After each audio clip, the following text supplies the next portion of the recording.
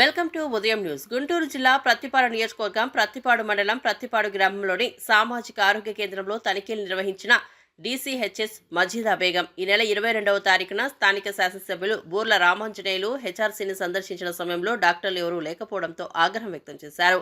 దీనిపై విచారణ చేపట్టి డీసీహెచ్ మజీదా బేగం ప్రధానంగా కొత్త బిల్డింగ్ అందుబాటులో లేకపోవడం వల్ల ఫెసిలిటీస్ కూడా లేవు. అందువలన డాక్టర్లు కొంతమంది ఇబ్బంది పడుతున్నారు కనుక త్వరలోనే నూతన బిల్డింగ్ అందుబాటులోకి తీసుకొచ్చి ప్రజలకు సేవలు అందించడం జరుగుతుందన్నారు. కనుక గర్భిణీ స్త్రీలు ఈ అవకాశాన్ని వినియోగించుకోవాలని, ప్రైవేట్ హాస్పిటల్స్కి వెళ్లి మీ ధనాన్ని వృధా చేసుకోవద్దని డీసీహెచ్ ప్రజలను కోరారు. అంటే వాళ్ళు కూడా ఫస్ట్ ఇయర్ అయిపోయింది. అంటే ఫస్ట్ ఇయర్ పోస్ట్ గ్రాడ్యుయేషన్ అయిపోయాక వాళ్ళు లెక్కలో లేదు 7 మంది ఉన్నారు కదా. 7 మందిలో 4 బయట వేసాను, 3 ఉన్నారు కదా. ఈ 4 ఎవరు ఎందుకు వేసాను?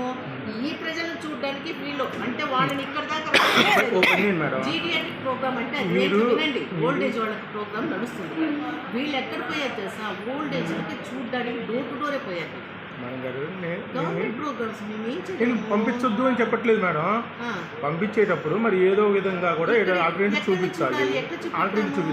సరే ఓ పని చేయండి మేడం, సార్ వాళ్ళని షెడ్యూల్ వేసుకొని 24 అవర్స్ అందుబాటులో ఉండే విధంగా చూసుకోమన్నారు.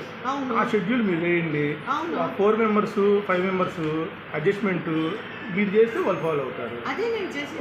అది 6 నెలల నుంచి మీకు ఫాలో మీరు ఆల్రెడీ మెమోలు కొంతమందికి ఇచ్చారు.